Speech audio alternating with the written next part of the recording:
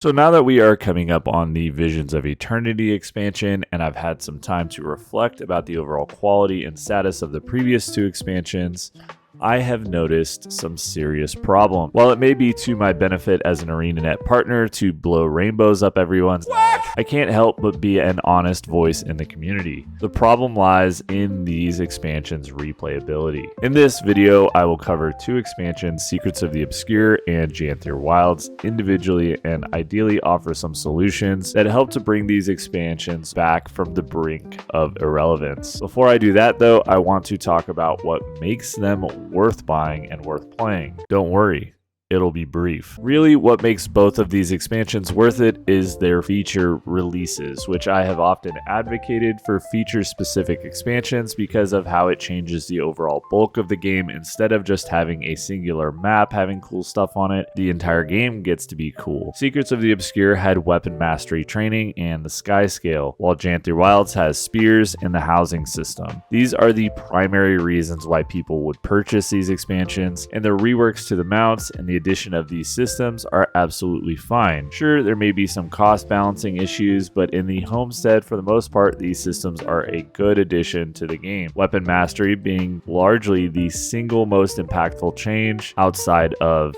elite specializations.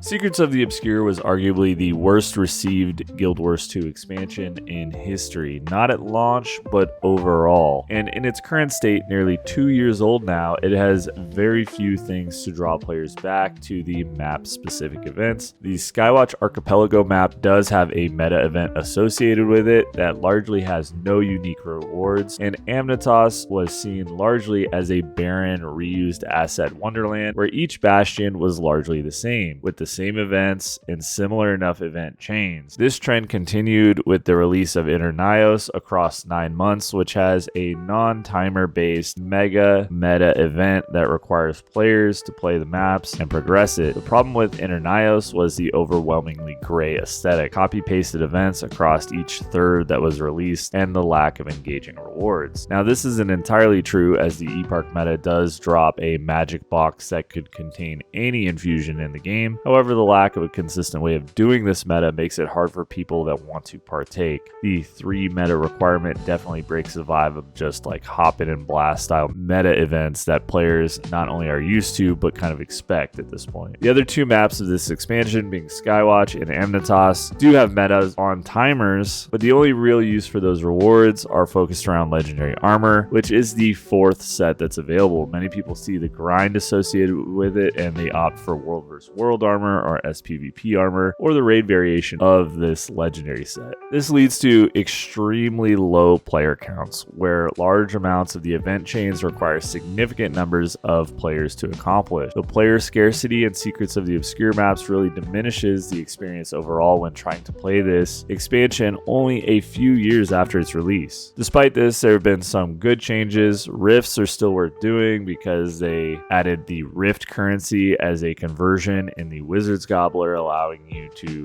trade essences for things like Imperial Favor, which is nice. But these essences can be gathered from other maps, and most critically from convergences, which is now a staple for all of these mini X-Pack. And I wish I could say that Arenanet learned from some of these issues, but even worse than Soto map scarcity, we have the follow-up expansion. We are currently still in the Janthier Wild season, and despite the current reprieve we've had from the current surprise fractal incursion event, this largely was not based around Janthier Wild's maps. In all reality, this event largely sapped a large number of players from the Janthier Wilds maps. But with Janthier Wilds, the player density problem is significantly worse, even more so considering the expansion's release was less than a year ago. Janthier Wilds arguably had less going for it, since the spear and the homesteads are the primary appeal, which doesn't require hardly any commitment to the maps associated with the expansion. These maps are considered more chill by the community at launch, and once everything was done, these maps were abandoned until the following updates. Lowland Shore is largely the most developed in terms of atmosphere and assets. However, the only real repeatable content with any meaningful rewards is the Bog Queen, which has a mini pet and a high value tonic drop.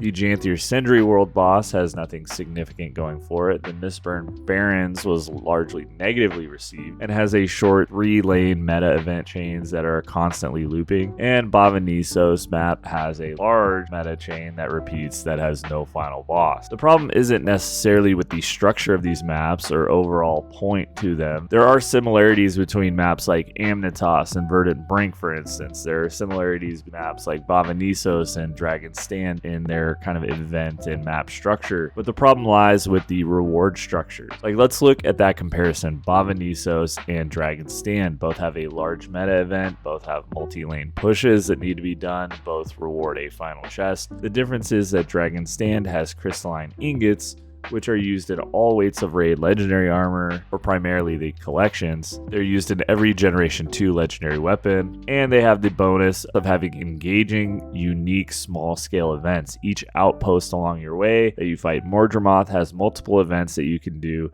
so even if you run a singular lane multiple times, you can change up how you progress the meta. Bavanisos, on the other hand, its currency is used for the backpack, and the events are repetitive and unengaging. Fighting a lung while avoiding being knocked off the platform, not to your death, but to the realm of inconvenience, is not worth doing when that time can be spent elsewhere. But really, Bavanisos isn't even really the bad part. The bad part is the smaller standalone events, charging and defeating the Jade Armor and Janthier Sindri, chasing down the crazed animals in Lowland Shore and tethering them with your War Claw. These events are designed to have multiple people do them, and they do not scale properly to appropriate levels. These events are essentially dead events that cannot be completed with the player density that exists on these maps. So now that we've identified the problem, what are the solutions? So first up, easy solution to both of these expansions is balancing. The balance for CC bars and special mechanics like tethering, War Claw, or whatever is a simple and easy solution. Balance these things to make them soloable. Not necessarily easy, but soloable. Having these mechanics be easily soloable is a good start with no adjustments or additions of reward structures. This would be a bare minimum quality of life improvement to a ton of these event chains. Trying to find people to help with a time-limited event is extremely hard for many players, especially those who are anxious about using the LFG or don't have a commander's tag. Janthier in particular is more oppressive since there are tons of area of denial, AoE attack, there's a lot of boon strips, which makes it annoying to deal with in general. It's not very fun to play solo. Another thing that can be done is simply adding unique rewards, similar to what they've done in the past with other content. Adding unique fusions to meta events to give that spice, perhaps adding unique infusions or tonics that are high value to give things like Warclaw sniffing routes or something like that that can be done daily on these maps would be a good way to get players at least on the maps. Like if you get players on the maps and they're doing sniffing routes, they might be willing to help out with people that call out in map chat. I think something as simple as giving fishing nodes higher chances of legendary fish is also something that can be easily done that would keep people on a particular map instance.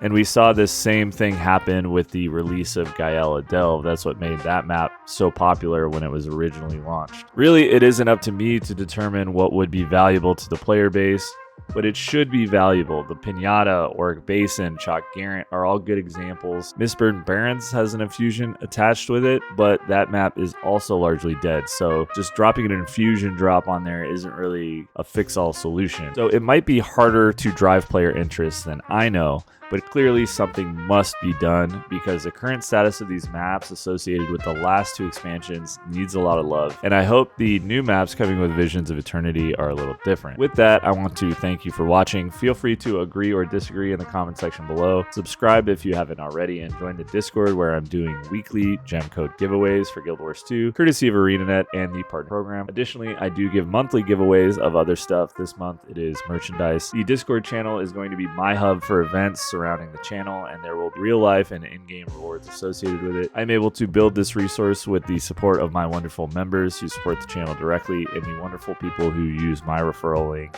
in the description for Guild Wars 2. And how can I forget all of you wonderful viewers who give me Google AdSense revenue. Regardless of how you are able to show your love to the channel and support, I sincerely thank you. And with that, I will catch you on the next one. Peace.